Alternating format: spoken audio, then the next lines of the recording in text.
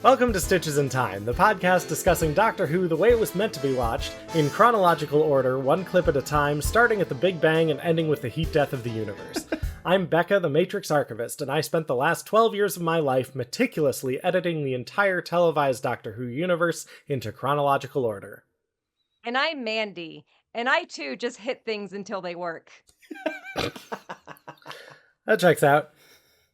That's, yeah. Including me, really. That's why Ben's so flinchy. Oh, God. Yeah. And also joining us once again is lovely podcaster and comics writer Dave Bulmer from Sonic the Comic Podcast and Serious Business. Welcome back. Hello. Hello. Yes, it's me again. Do you remember me from the last one? Well, maybe. Yeah, you were on the last one. But hey, we don't know what order we don't know what the fan recommended order for this podcast is. Oh, wait a minute. Someone, when you finish this podcast, is going to stitch it together in production order of Doctor Who.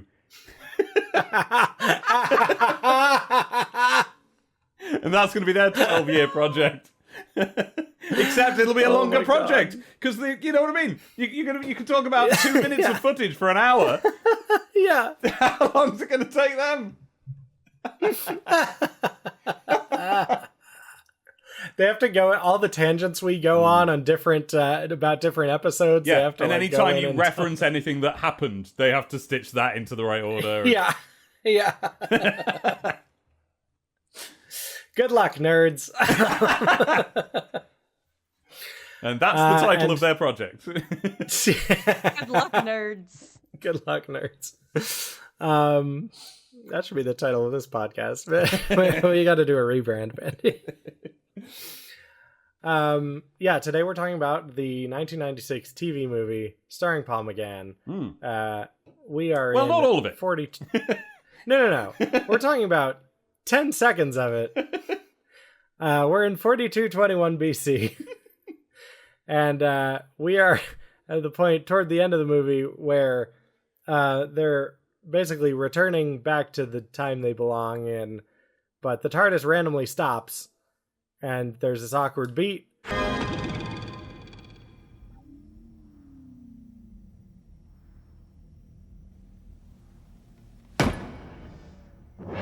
What's your favourite quote from this clip? Mine's... I do like that one, yes. Oh, mine is... Yeah, and mine I think is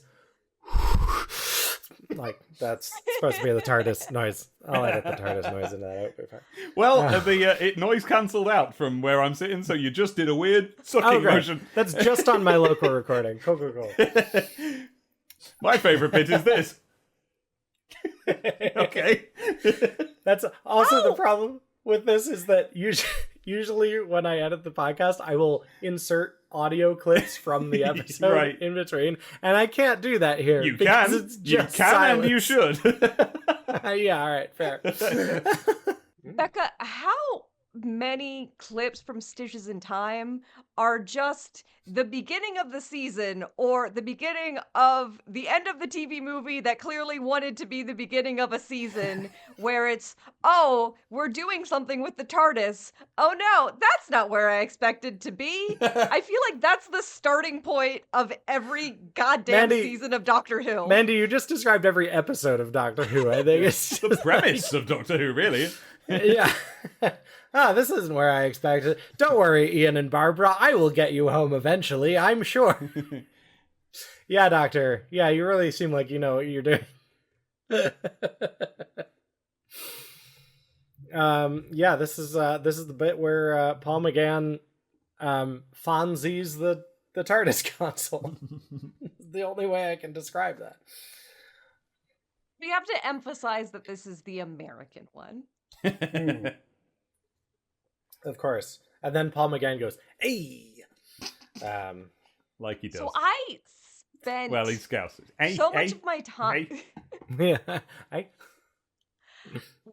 When I got into the new series, as I mentioned, I got in like in like the peak Tumblr era of its popularity, like 2011, 2012, and they would give recommendations to get into the classic series, but it was always bad. It was always just like, just pick one, and be like, that's not a starting point. You can't just say just pick one with no context as to which one you should pick.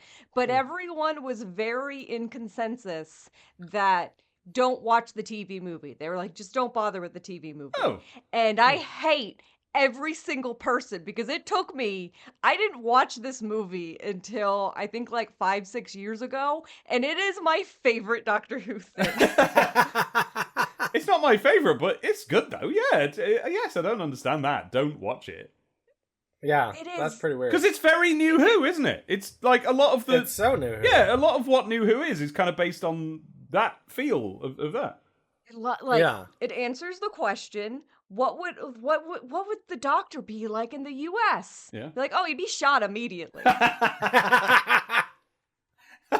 Yeah. He would not live long. Sylvie is not meant to be in the US. Poor guy. No. It is a good movie.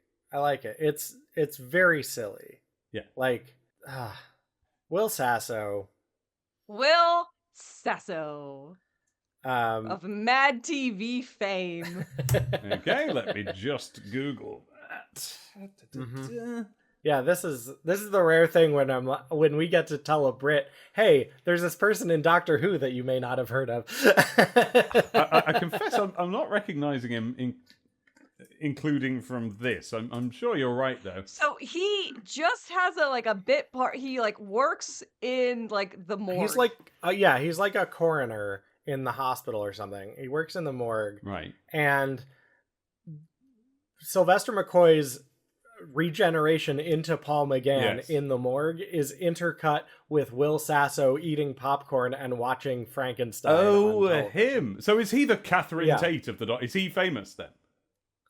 So I don't know if he was. When I did would Mad not call TV him the start? Catherine Tate. No. Yeah, I think that in Mad TV, I think it happened afterward. Oh. But there was a sketch comedy show that like aired basically at the same time as SNL. Right. But is notably worse. It is infinitely worse. Even than SNL. Nobody's talking about Mad. Yeah. Nobody's talking about Mad TV the way that people talk about SNL Right. for good reason, but I was obsessed with it. I think in part because they would air like previous episodes like a lot earlier. Oh, And so when Mad I was a TV, kid- as in Mad Magazine. Yeah. So same, like they had like a sketch TV show, and he was one of the guys in it, and his main thing, like I feel like he often would either play like a big baby or one of the guys who would be George W. Bush. Yeah. I think they replaced him with a different guy who did a different impression of George W. Bush. Sure. I did look it up. Mad TV started in 1995, so he may have been a household name. They might have been like, who we should get for this Specifically. The guy from Mad TV. Was Mad TV on, I want to say, Fox, that this was on? I think it was Fox, yeah. This was on Fox. Yep, the network was Fox. See, that means that whether it's... It doesn't necessarily mean that they're like, oh yeah, let's get this household name on, but it does mean it's the path of least resistance. It's like, who've we got anyway? Right. And it was, if anything, it might be the opposite, because Will Sasso joined Mad TV in 1997. Oh. So he joined it after. So probably something of like, hey, sorry, Will, we're not going to move forward with this Doctor Who thing, but do you want to be on Mad TV? He was really counting on his part of eating popcorn while things happen, man. That was going to recur every episode. Yeah. We did, so last year we went to San Diego WhoCon, which is like this itty bitty Doctor Who convention, and we did an entire panel that was just a what if the Doctor Who TV movie had continued on. Yes. That's right. Oh, imagine that. And my big thing is that I think Will Sasso's career would have been wildly different. And now this ending clip means that we have no implication that Will Sasso was going to continue on in this thing, particularly like, he's not one of the people in the TARDIS. No. But Right. in my heart of hearts, he would have they would have done kind of some readjustments, and he would have had a Rory situation where he's not there initially, but by the next season he's there the whole time. Right. Yeah. And I think Will Sasso would have been Paul Blart Mall Cop. Do you know what? I think that's plausible. Yeah, I think Will Sasso would have had just Kevin James' career. You're onto something there. Yeah. I think it all just But I really like that that's the touchstone that you went. I for. found out the other day that Paul Blart Mall Cop was not an SNL sketch. So now it makes no sense why it exists. Yeah. It is just That was the movie. That was the pitch, yeah. Someone wrote that script and just handed it in and were like, who shall we cast? Like, what? So yeah, I think you're 100% on the money there. It's not even one of Paul Blart's not even in the era of because typically the Kevin James things fall under Adam Sandler wants to go to Hawaii and wants to pay for it, so they'll make a movie, but they don't go anywhere in that movie. Right. Here's the other weird thing about I feel like Kevin James stuff that he's in feels like it should be older than it is for how for the type of humor it is. It's this should be happening in the late night. He and Will Sasso should have just swapped places. Kevin James should have been on Mad TV. Kevin James should have been in the Doctor Who movie. And Will Sasso should have been at Paul Blart Mall Cop and all of the other do you know about quantum immortality? Where I'm just going to introduce this topic. No, the thing is this a no. Go on. The thing where the thought experiment where if everything we do creates branching paths of realities, right, different dimensions, then that means we're immortal. Because whenever we die, right, when each of us dies, then reality splits off into the you are dead reality and the you're not dead reality. Well, your soul isn't needed in the you're dead reality. So you will always experience the you just somehow survived it reality. And every time you dodge a falling anvil or whatever, every time you somehow survive the thing that kills you, eventually things are going to get weirder and things are going to get weirder and weirder and weirder as you get too old to survive stuff and you're like, why am I still alive? This is weird. And wait a minute, I definitely got killed. That time someone actually came up to me and shot me right in the head. That I should have died then, but I didn't. This is getting really weird. Reality is going to start getting weirder and weirder. Here's my theory anyway. Look at the flipping state of this dimension we're in right now, right? In the sensible dimension, those two actors are in fact in the opposite roles. We're not in the sensible dimension anymore. We've died too many times.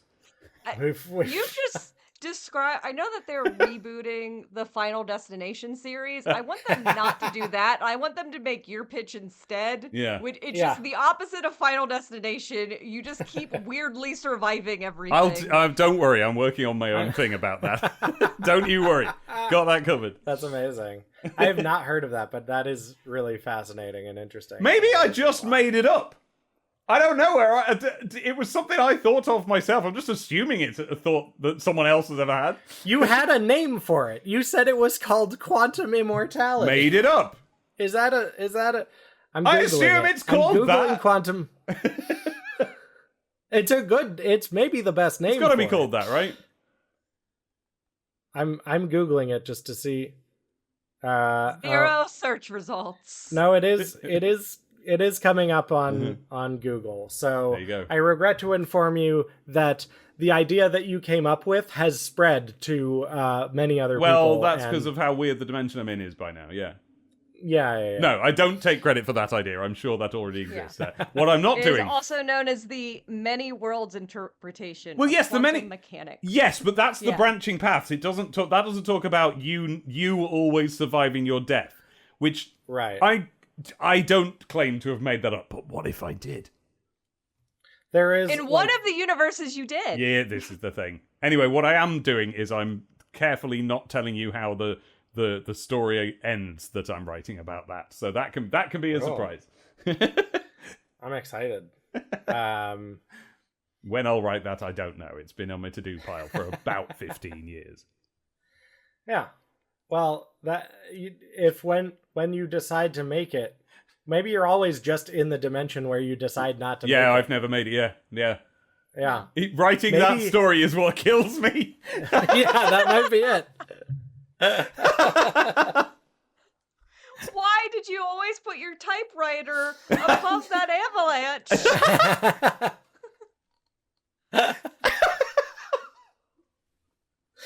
Okay, now I'm terrified to do anything ever again because I'm just like, well, yeah, I've had this idea for a story for a while, but you're fine. No, I can't. You'll survive. Don't worry about it. My friends, is why I've never accomplished anything. Yeah, still here. It's not me. It's science. If I do it, I'll die. That's what my anxiety disorder tells me. There you go. That's what anxiety disorder is. It's just knowing that. Cool. It's just not wanting to. That's good, right? It's good to bolster anxiety disorders, isn't it? And make it sound like they're correct. That's good, right? So you don't get any help with them. That's good. Yeah, obviously. Yeah, you're good. So anyway, McGann.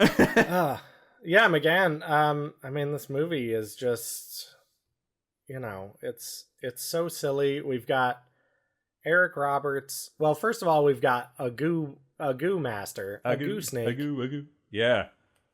He's good, isn't he?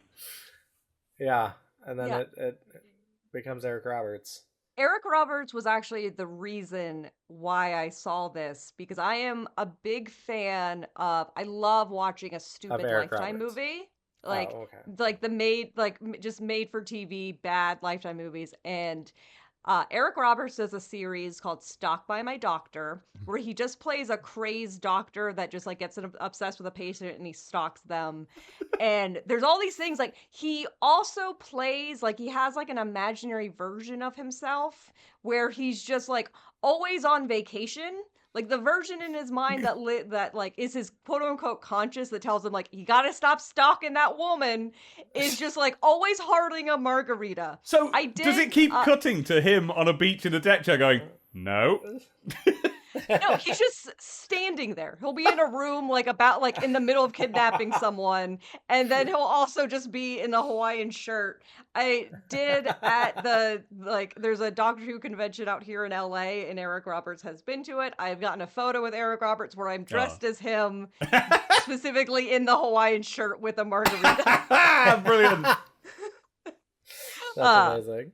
But Ben knew that, like, I always like watching those. I'm like, oh, well, you know that Eric Roberts was in Doctor Who. And it's like, why has nobody told me this? And then I watched the TV movie, and it is because it is exactly a made-for-TV Lifetime movie. Yeah. Would have Doctor Who. That's exactly what it is. Sorry, in Stalked by My Doctor, does he stalk a different patient every episode? Yeah. Wow, that is not plausible. He gets like really convinced, and it's always just like a variety of different 17-year-old girls. I'm sure it is. See, that's neither what a doctor is, nor what a stalker is. Well, he is a doctor in them, and that's usually how it starts, where like he treats a patient, and then he just becomes obsessed with them. A different one every time. He's like, well, it's happened again. I'm flipping obsessed with another one. And Doctor, this happens again, every time. Something that always be like, oh, this time, this woman will fall in love with me. Oh no! And it definitely started off because, like, typically Lifetime movies, it's always kind of like the protagonist is the person getting stalked. It must have been a one-off originally, right? Yeah, it was kind of like a one-off, but Eric Roberts is so insane that it's like, no, the person being stalked is not the protagonist. The protagonist is Eric Roberts. We are following Eric Roberts through his dastardly deeds. That's amazing. Hoping he succeeds in stalking someone again. That's fantastic. I also think if you told the Doctor Who TV movie from the Master's perspective, you could call it Stalked by my Doctor.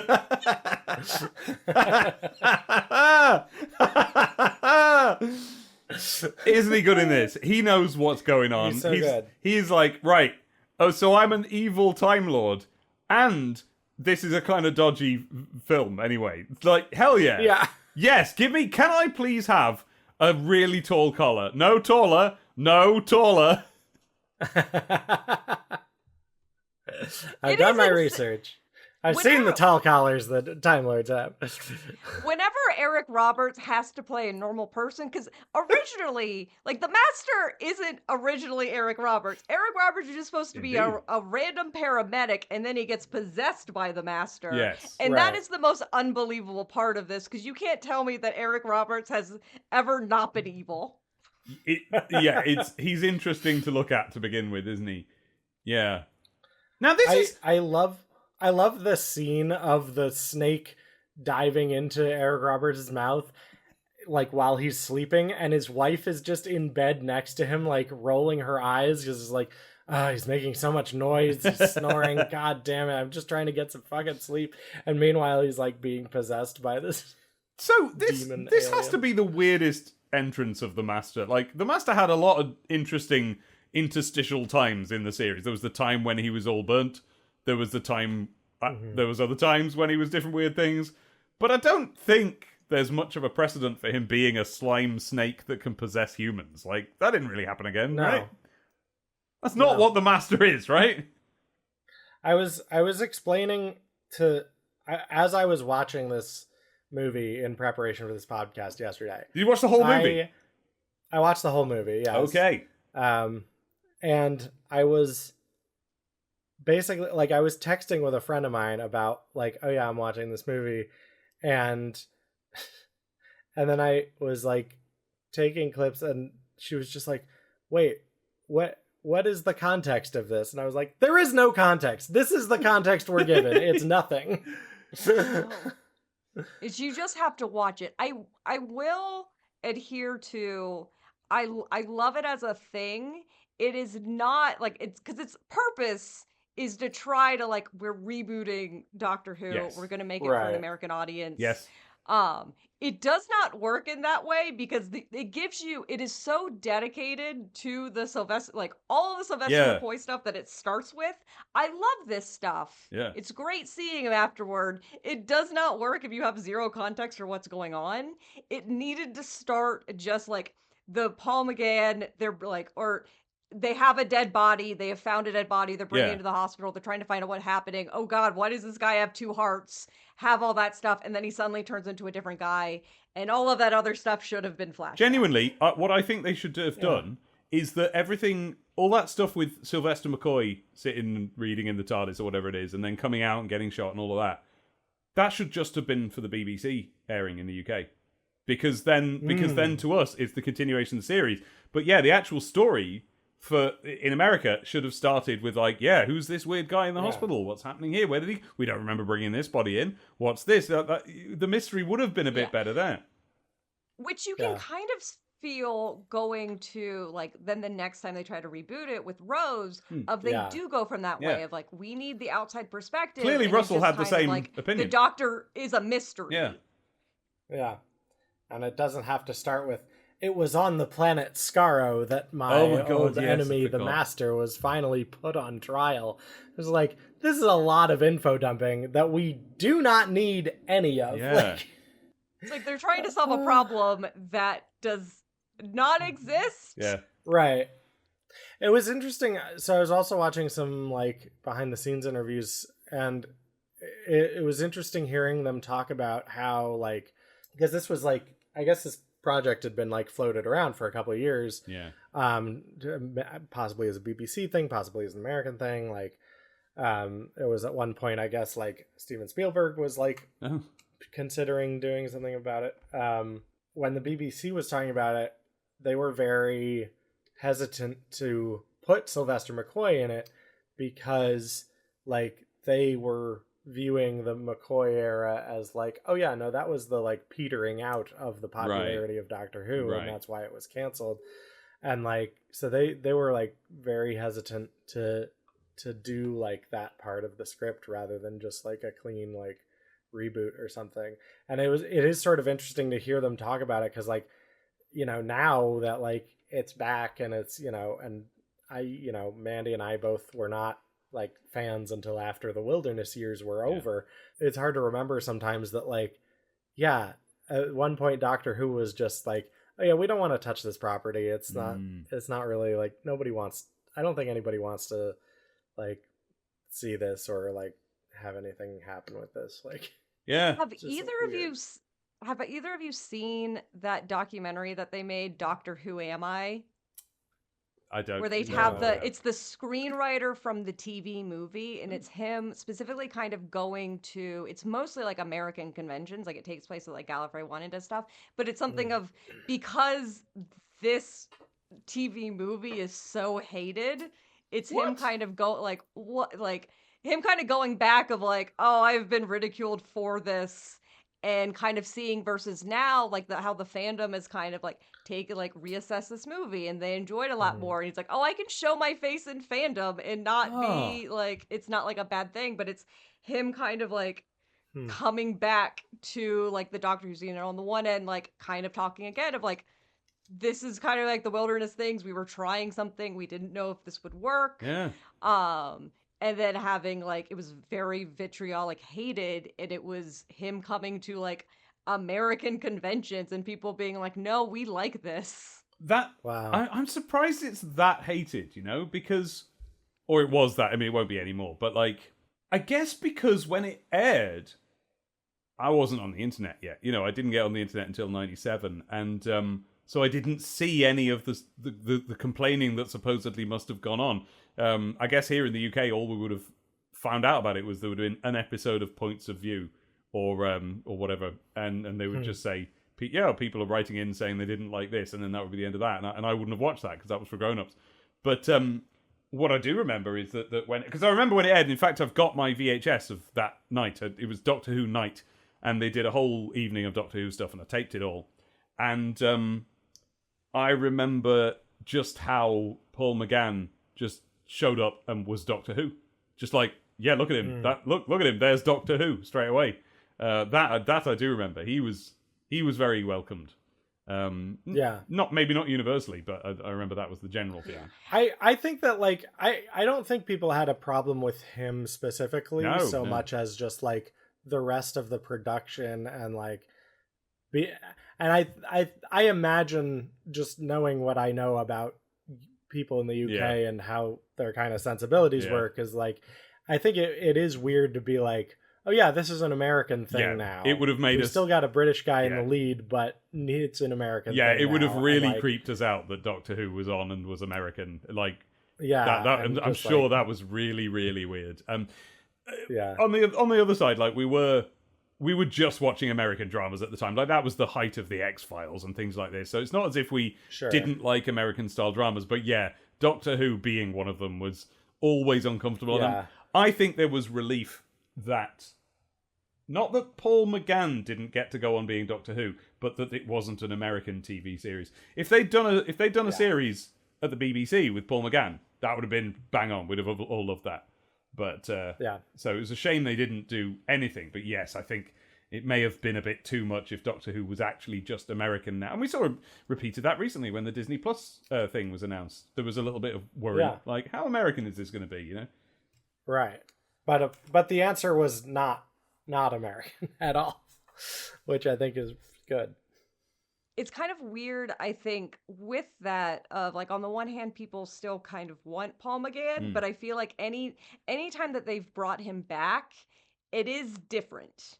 Like, there's in this, there's a certain whimsy. It is clear, like, particularly for an American thing, they're like, oh, well, what are British people? We have to do like a Pride and Prejudice thing. We want him to be like Mr. Darcy.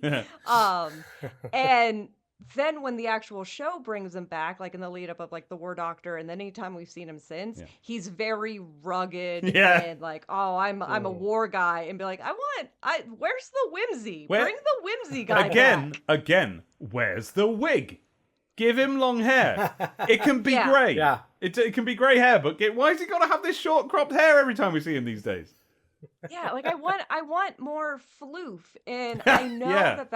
that like the bit that I've always heard that people don't like, they don't like the romantic element. Okay, so yes, this I do remember. That no, there were two things that like Doctor Who fans and by extension nerds everywhere definitely disliked about the movie, and it was number one, human on my mother's side. That is it, mother's side. Yeah. That line, that was like and you know, and they've not really brought that up again. So clearly that's not part of canon. And then number two, and this is fun to say now, it was completely unacceptable to see Doctor Who kiss someone, and of course now that's all anybody wants him to do. Yeah. Yeah. But it's like those two things, and it's somewhat unfortunate, particularly like the human on the other side of like people really really get up in arms about it, be like, how dare you do this thing to the canon, and be like, this is a new like now we have Doctor Who implements dumb shit all the time. Yeah. And it's just see what they do. Yeah. Just let's see what they do. Yeah.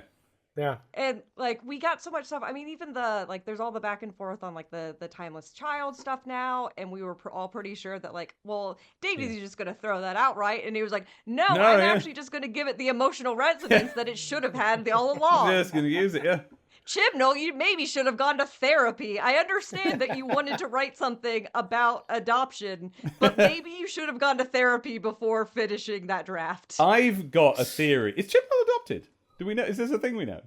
Yeah, that like is part of like it. So it's kind of unfortunate because you can tell that like, oh, this is kind of like a story that you have a personal connection to, but you maybe again.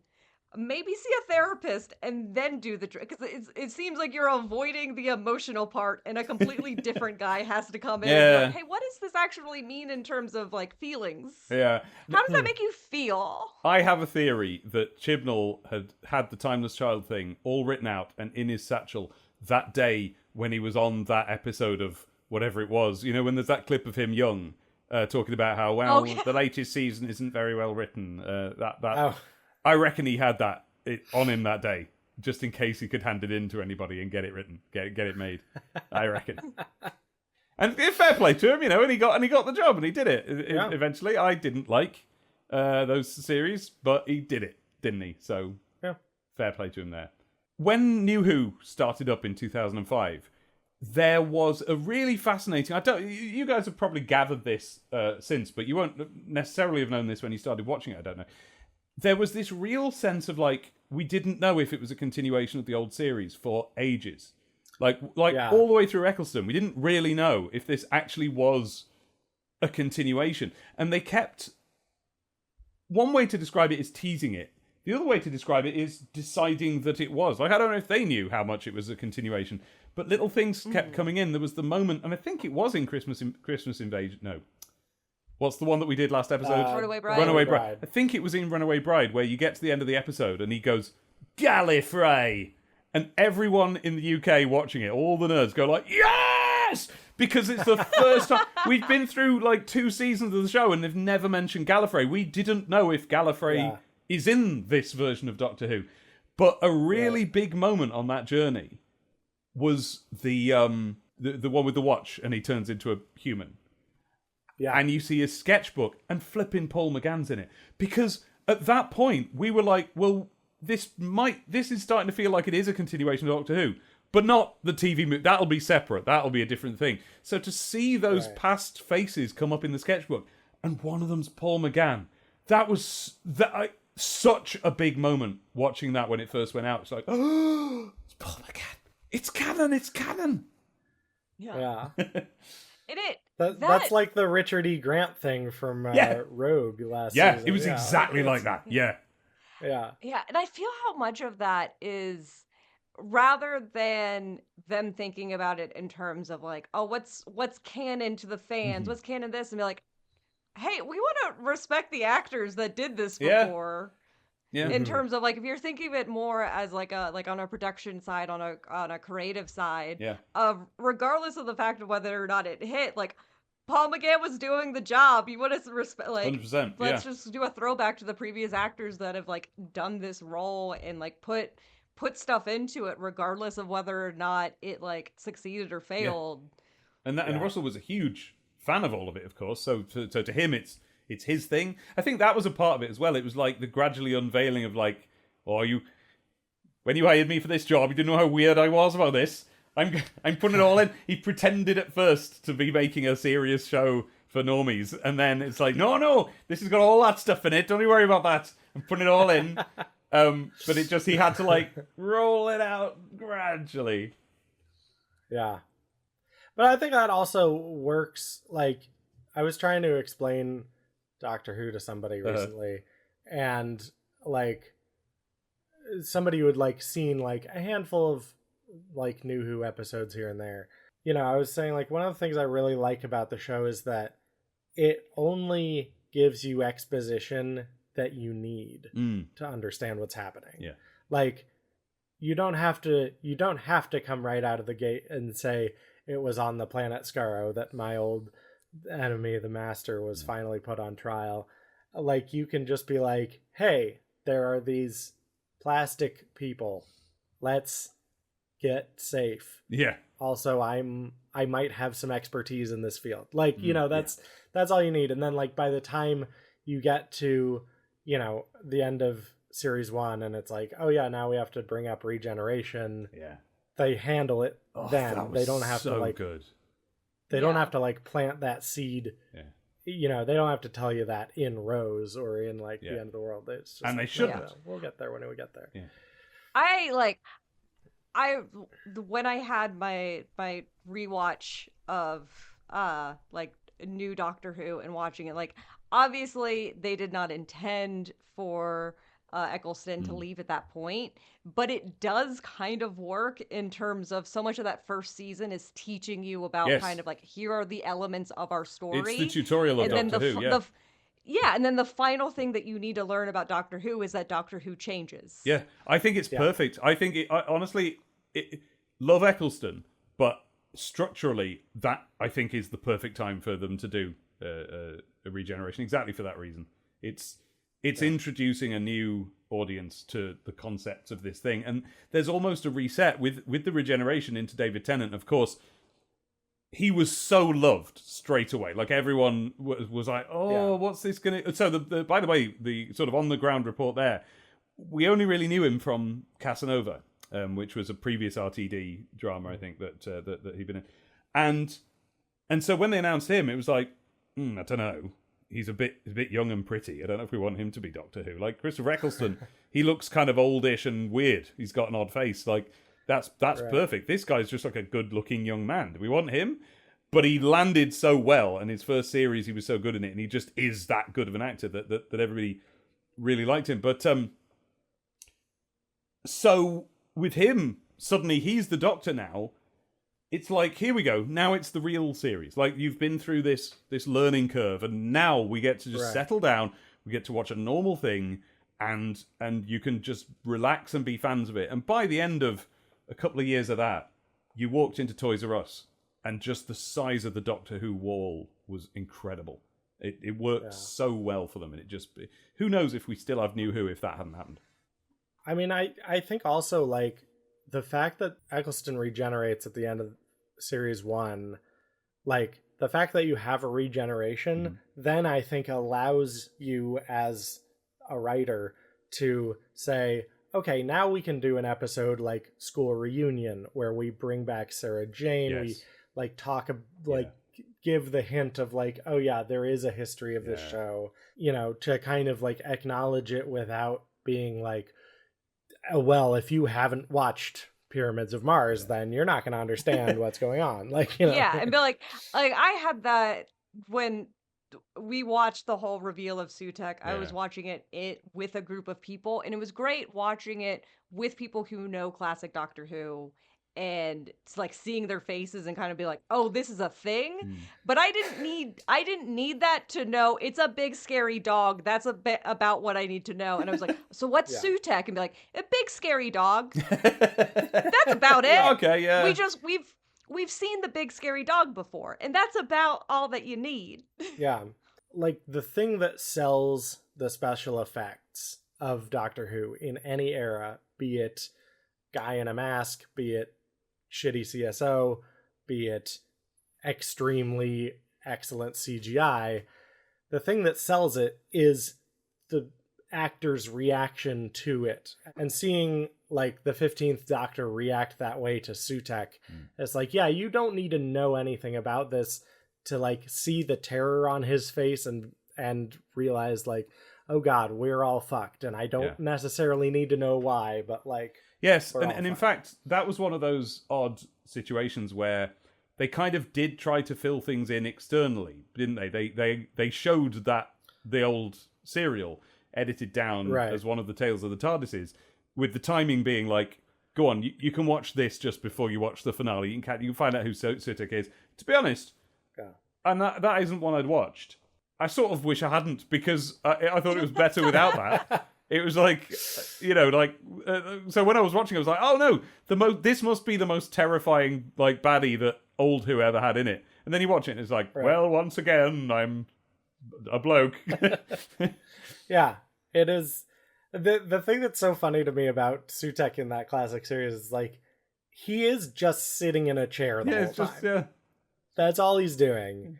And it's like, he's very, like, I don't know, he's really scary for a guy sitting in a chair. Yeah. But, like, it's just, I don't know, it's funny to me. Yeah, it's one of those things that, like, going into kind of like the regeneration stuff and going back to the new actors, I know there's always like the rumors going around of like, oh, Nishuti's quitting after this season, they're all gonna leave, Doctor Who's gonna cancel, and it's treated as this like, oh, clearly something is wrong because an actor is leaving. And it's like, no, one, this guy, like, he's having like big success, like, it wouldn't surprise me if he like wants to go in order to like do more things. He was in Barbie before he was in Doctor Who. Like, of course he's busy. Yeah, like, doing like it, that makes sense. But two, this is the sort of show that is already established that's a normal thing that has happened and that you can do. Yeah, it's a good thing. It's exciting when it happens. Everybody loves it. Even I'm blanking on the name of the last season's companion, Ruby Sunday.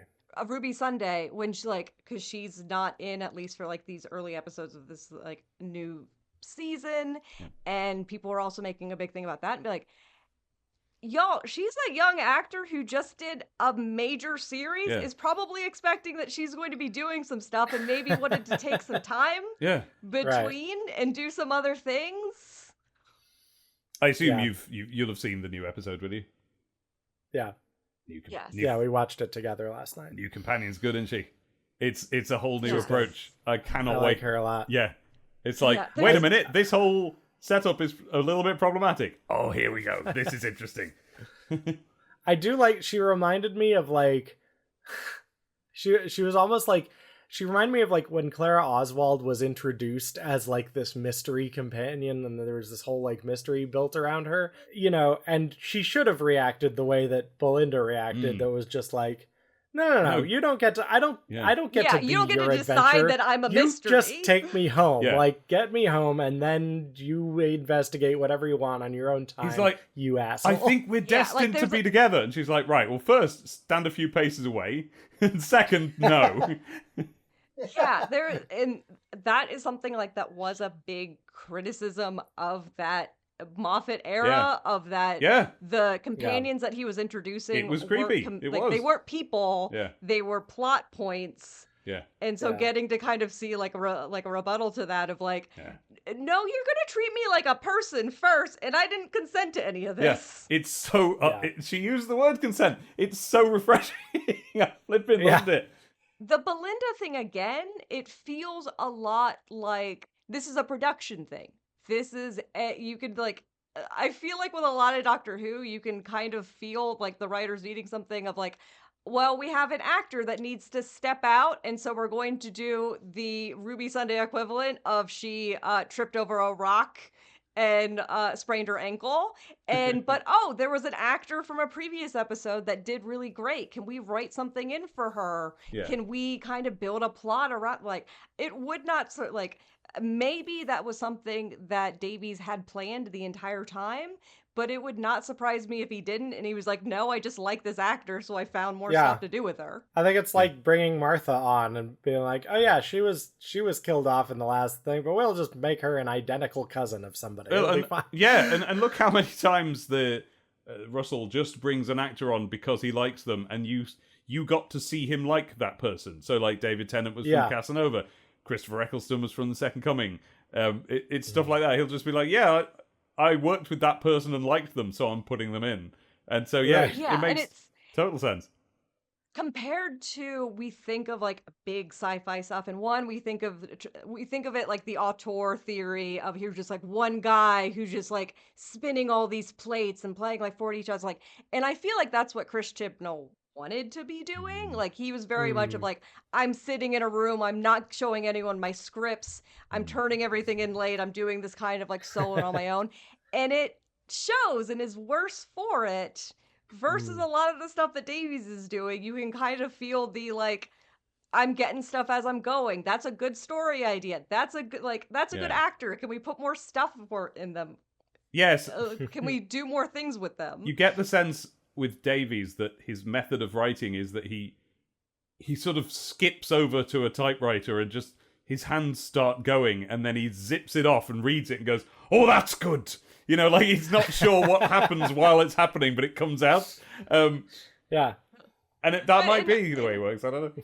It feels like I feel like there's a lot of production things because he is very familiar with how to run a production company and put on a show and like how to manage all these spinning plates of like, oh, the actress playing Ruby needs to be gone, like needs to take 3 months off, so let's do this other stuff and let's go here and like let's figure out how we do these things and like let's make sure these people on this production side get paid, so let's bring back some puppets. Yeah. Honestly, a big weird thing about New Who as a series is that, like, I don't know if we're necessarily talking about it in the right terms, because it's often talked about how Doctor Who was, like, basically the first British TV show to use the American system of having a showrunner. We didn't really do that before. And so when Davies left, you know, he had to find who was going to be the next showrunner. And, well, obviously, what's his name? Who's the little fella who was Stephen Moffat. Stephen Moffat, that's him. So he had obviously written these great scripts for under Russell. So it was like, well, naturally he should be the next one. But why on earth did anyone believe that, like, if you've written good episodes, you're automatically going to be good at being a showrunner? It's a very different skill set. Because, like, I don't know. Yeah, showrunner is...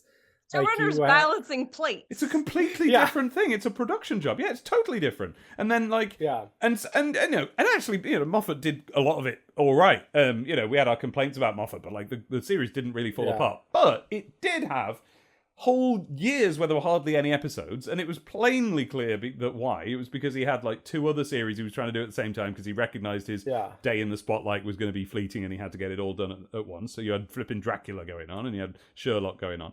And then Chibnall had, you know, a different set of problems with the job. And the thing is, I don't know that we're necessarily talking in the right terms about this. We talk about showrunner. I think it might just be what Russell T Davies is. And so he had this set of things that he could do. He had all this experience in TV. He'd done this and he'd done that and he'd done the other. So, yeah, he basically was just excited enough that he's like, oh, yeah, leave it to me. I'll do the whole thing. I don't know that you necessarily do need to replace that with another showrunner. I think they could have gone back to a slightly more sensible kind of production, or maybe sensible isn't the right word, because America's made brilliant TV for ages. But what I do mean is we don't do it that way, and so we've struggled with adjusting to that model, and I don't know that was necessary to have done in the first place. So I don't. It's been weird. It's been a tumultuous time. I'm hoping that they do something of, because there's been talk about, like, because he kind of came back to the show to rescue it so that it could, like, it wasn't going to fail after the Chibnall stuff. And there's kind of a hope because it doesn't seem like he wants to be doing it forever, that he would like to pass it on to somebody else. And if anything, it seems like the solution is like the person writing it should not be the same as the person producing. Yeah. Like maybe split those off into two different heads. Why aren't Davies is good at doing both of those things. Yeah. Yeah. But and I mean, Davies is a worse writer than he is a producer. Like the episodes where he's writing tend to be worse than the ones that Moffat does, but he's better at making a show. I think Chris Chibnall is also that way. Like, I mean, I think he works better as a producer than a writer, because if you look at like the one-off scripts he wrote before becoming showrunner, they're like kind of middling at best. I've never been like blown away by a Chibnall nobody's script. favorite episodes, are they? And he did the Cyberwoman, which is a laughingstock. Right. Did he did that, right? Yes. Probably he did a bunch of Torchwoods. He's like too hands-on with it, where like, you look at the writing credits and it's like, oh yeah, Jodie's first 5 episodes were just him writing them. It's like, are we sure about that? You don't want to get any other... Because that's the other thing is, like, I don't know if the UK... I don't know if, like, the BBC does... Because the way that... writing rooms are the way that showrunners work in the US, because they have writers' rooms where people are bouncing ideas off of each other.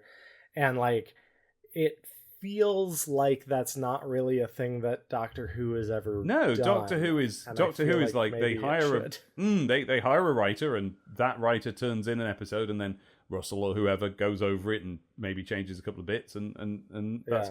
But am I thinking... I have a memory that actually maybe Chibnall did do that. I have this sense of... Yeah, Chibnall did kind of try to put together like a American writing room thing, I think. Oh, okay. Yeah, I remember that being a big deal. Doesn't seem to have paid off necessarily. Maybe the writing... Maybe it's something of like not having the experience of what that this is it. Yeah, this is it. Yeah, because then at the same time, to your point, all the scripts have his name on it, and be like, how much of it is... I mean, you could have a writer's room. How much of their advice were you taking? Yeah. Right, yeah. Because then we also, on the other hand, like the... is it Revolution of the Daleks? Whichever one is the time loop one. Oh, I like that one. Eve of the Daleks. Eve of the Daleks. I hate that one. Oh, do you? Because it does...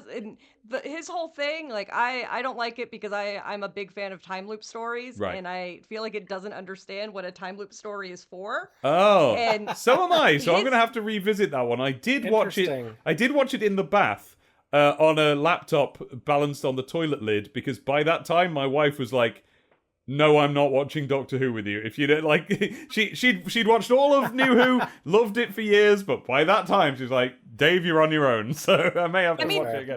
Dave, we're allowed to have different opinions. Of course. So if you like it, it's a very popular episode. Most people like it. I am actually an outlier for not liking that episode. Right. In part because there's a lot of emotional stuff that I think is missing in most of Chibnall's stuff that is present there, and I think a lot of people focus on that.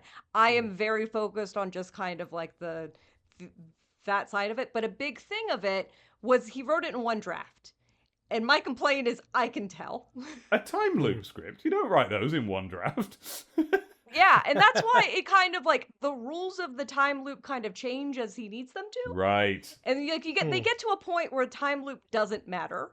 Okay, it does not matter their time loop. It is functionally the same as if they were just doing things. Just running out of time. I am also a time loop fan, and I bet next time I watch that episode, I'm going to be like, wait a minute, hang on a minute. I mean, look, I'm a time loop fan, and I love that episode. So there are all sorts of possibilities. I'm also like an outlier in that I feel like I like the Chibnall era a lot more than most Doctor Who fans. Right. Like, it is still definitely like the weakest era of the show, like in of the New Who in terms of like the writing and everything. But like, I think there are also some really cool things in it and moments, and like that just get really easily overshadowed by other stuff that like people have problems with. Like the timeless child thing I thought is really cool, and like I hope they like explore more of that in the future, because like I think that was really interesting thing to set up. I had one problem with Timeless Child, which I don't see talked about much,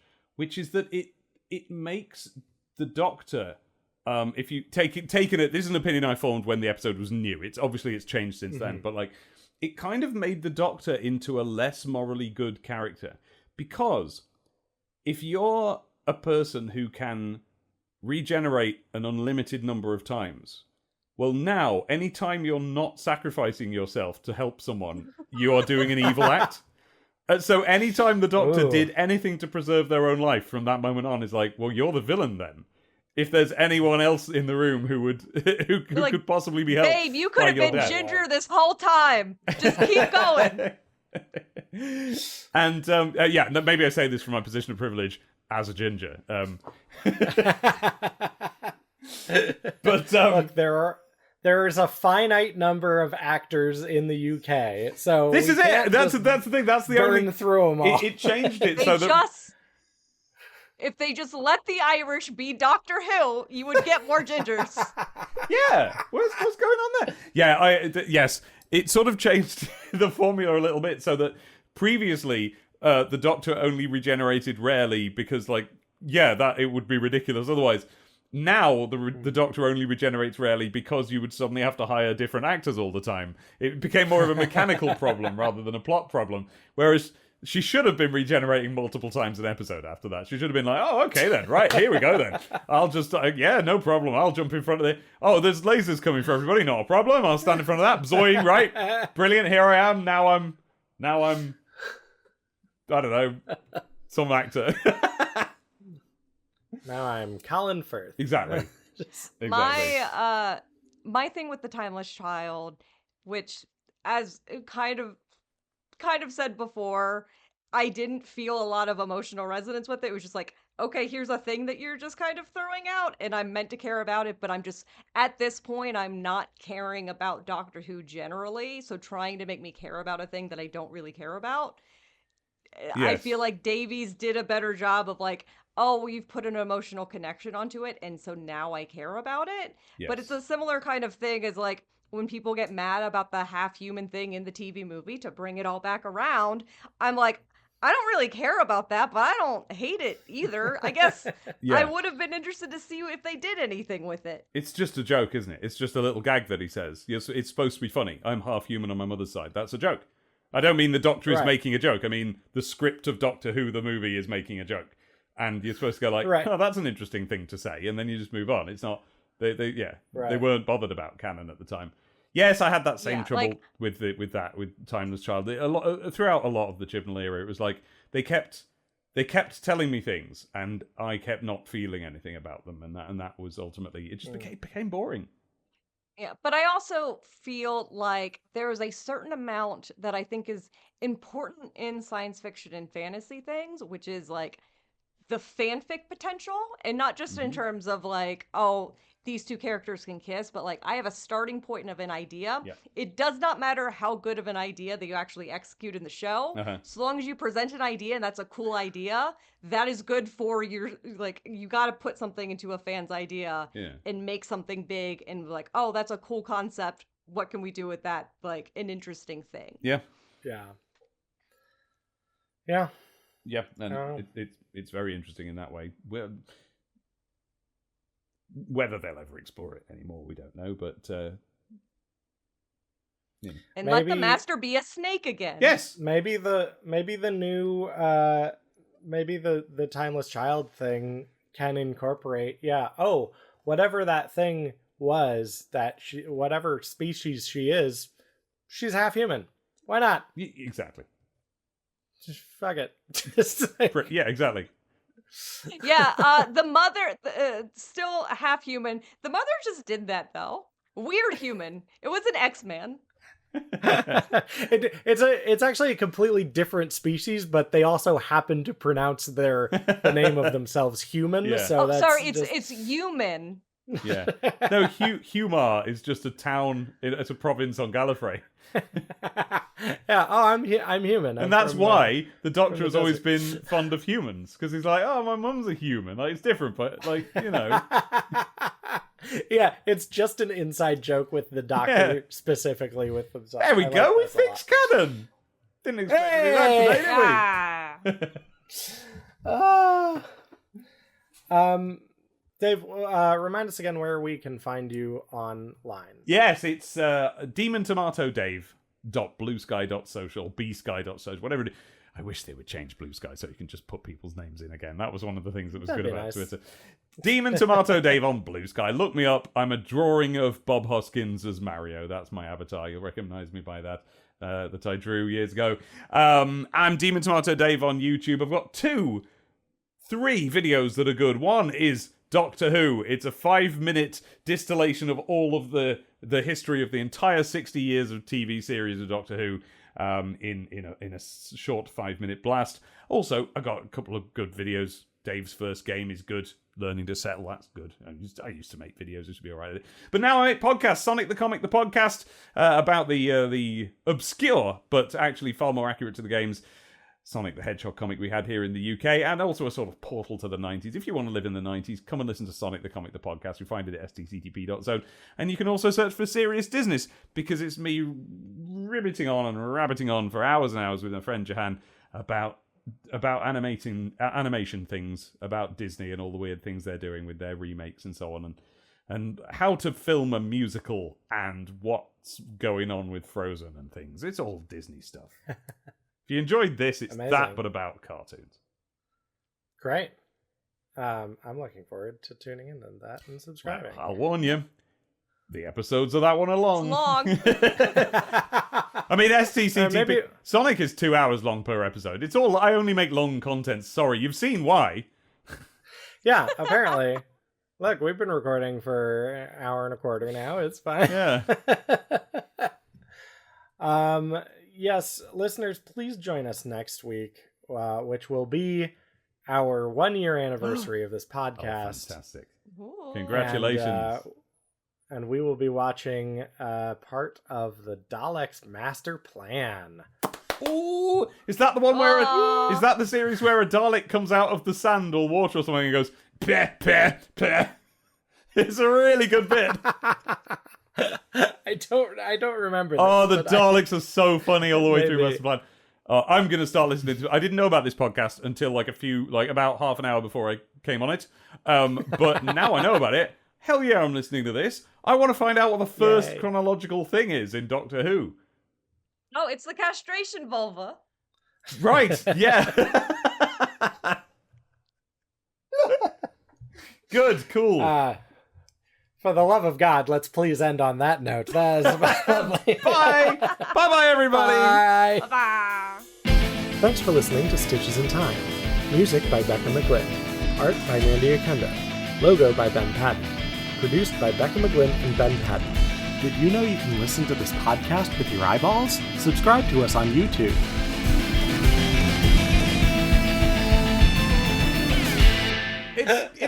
It's good depending on your mood.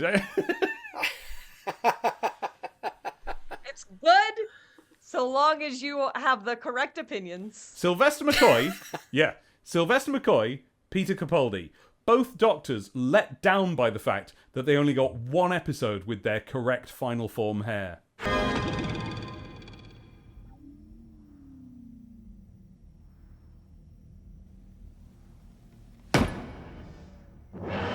Shall I begin or what? You start, and then I'll go, and then Mandy will go. Well, Mandy is going to have to decide how much of the rest of the verse to do. Much of the song I do. Do the whole thing. If you're happy and you know it, clap your hands. If you're happy and you know it, clap your hands. I'm just gonna do the bit. If you're happy and you know it. If you're happy and you know. If you're happy and you know it, clap your hands. Great. The podcast that I learned that from, Life's a Pitch, very good, very funny podcast. You should listen to it.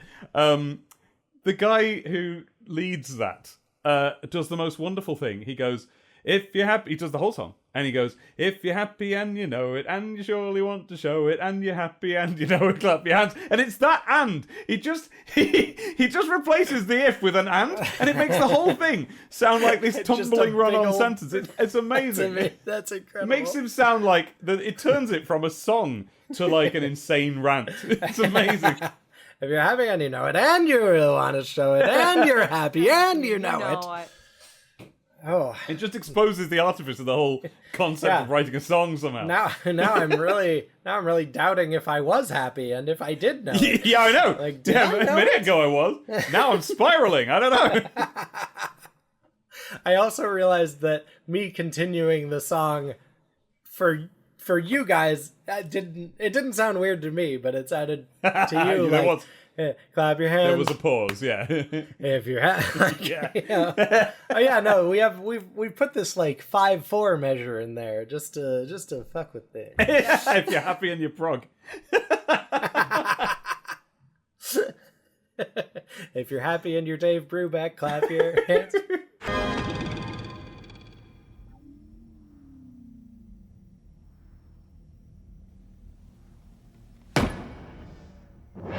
Welcome to Stitches in Time, the podcast discussing Doctor Who the way it was meant to be watched. I'm going to start that again. I feel like I really stumbled on those words. That's fine. I only stumbled vocally on one word, but like mentally I was just like, where am I? Who am I? What's going on? A few words behind and ahead. It's me all the time. Some people live like that, Becca. Look, the thing is, I've done this same exact podcast intro 50 times now. And still I have to read it from a note. You've done it 49 times. I did it once. Oh yeah, that's true. What happened that time? You did it. That was our April Fool's. Yeah. Was that the April Fool's? Yeah, we discussed the movie Teeth because for context, The Big Bang starts with Castrovalva. Right. So when I heard that, I was like, well, clearly Castrovalva is short for castration vulva, and it's a relation to the movie Teeth. Sure. Yeah, obviously. I was there all those years ago when that film came out, and someone on the Something Awful forum posted, it's an old joke now, but it's the first time I'd ever seen it, vagina dentata. What a wonderful phrase! Never forgotten it. Top post. That's very good.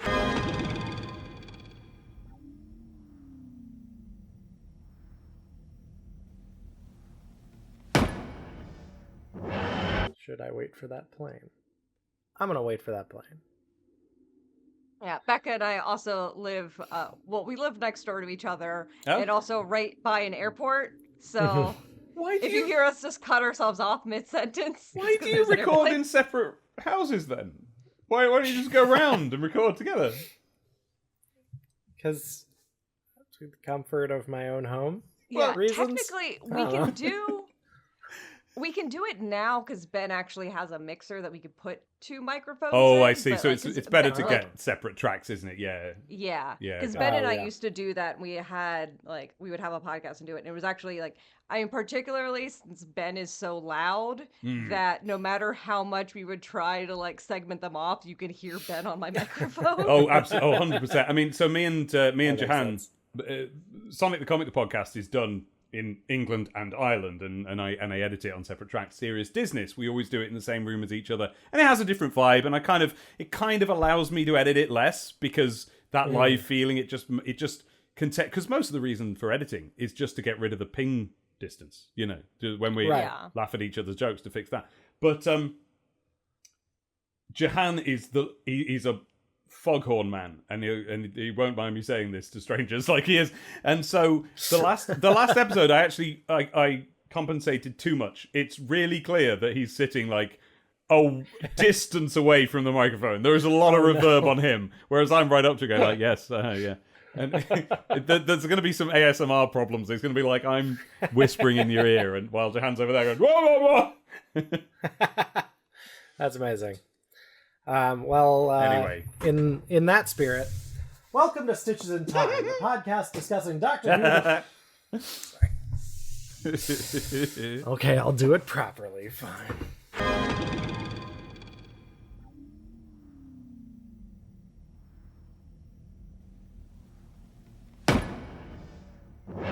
That is nothing. Yes, that is nothing. You can edit this out. I just need to tell you this. This is because this is a total Please. tangent.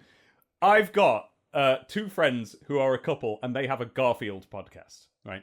And it's one episode per strip from the beginning throughout the entire series. Except they really don't want to talk. I call it a Garfield avoidance podcast because they don't want to talk about Garfield. So instead, they just discuss and often have heated arguments about their various brain chemistries and problems with each other. Not problems with each other, but they have the discussion with each other for like 2 hours, and then they'll tell you what happened in a 4-panel Garfield strip, and that's the end of the podcast. It's flipping brilliant. I was That's really amazing. hoping that you were going to say, oh, and they don't want to talk about the Garfield panel, so they'll just talk about everything else that was in the newspaper of that week. Oh, that would be a good... Guys, Patreon content, that's what you should do. They won't listen to this. Well, they might. Anyway, the reason I brought it up, their podcast is called I Don't Like Mondays. But their names, their real names in real life are Guy and Cat. And they never thought of calling their podcast Guy and Cat until I told them, and it was way too late. Way too late. Aww. That is some lasagna cat. Aaron, God. That's incredible. I hope it's their only regret in life. Yeah. Anyway, back to this podcast. Look, it's a good regret to have. Wait, hang on. I don't know what I meant by that. Anyway, my name is Stitches, and this is my partner, Time. My name's Time, but Thyme. Yeah. And we are a knitting and, sewing and embroidery and cooking podcast about Doctor Who.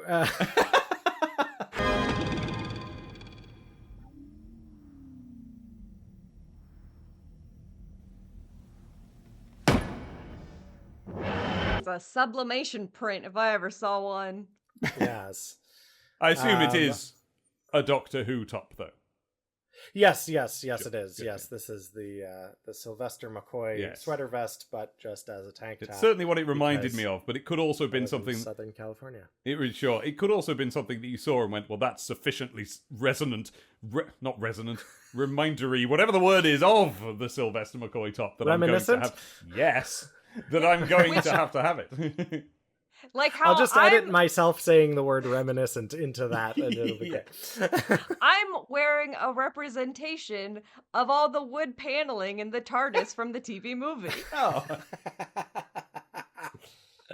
And Yes, I'm wearing nothing.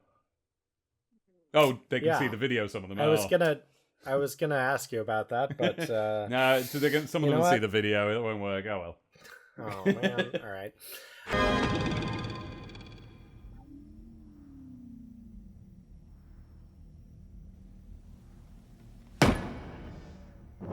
It's also something that I think speaks to like the actor playing the Doctor, and like I think we were talking about this a couple weeks ago with another guest, but like, you know, the thing that really sells. Sorry, I have a plane. I was gonna make that point so good before this plane, and now I'm gonna be all distracted by how pretty I am. Okay.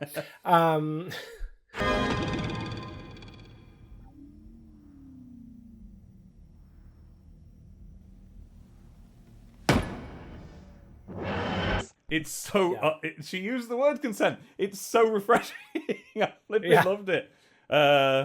Maybe cut some of that out because spoilers for some people. I mean, by the time that this goes out, it'll be out for a few weeks. We can put like a spoiler thing ahead of it. But... there is no one who's going to listen to this who will not have watched it by then. That's it'll fair. it'll be like episode 4 by the time this goes out. So that's fine, we then. will. That's fine then. Oh, I mean, it totally is now, and we all watched the first 4 episodes, and we all love them, and they're great. Yay! What if they're rubbish? Well, What if episode 3 is the most hated Doctor Who episode ever? it's weird that they just re-released Fear Her, just like with no changes. And they're like, oh, yeah, this is episode 3. Okay. I love how They when did they a put it all... shot-for-shot remake. I love how when they put it all up on iPlayer. Yeah, except Fear Her. That was flipping brilliant. I love that. Oh, that was apparently because one of the commentators who was doing the Olympics Yes. voiceover got Yeah. canceled. Correct. He turned out to have done very bad things. Yes, Yeah. I do believe that would be the case. Yeah. But then they dubbed it over, didn't they? I don't know what they a did. dub Yeah, it's up again now. Yeah. with somebody else. Yeah. Went up very quickly. We're not going to watch it and find out. No. We don't have to watch that until we get to 2012, and we are in the 4000s BC right now, so we have ain't never plenty of getting to time that. to ignore Fear Her.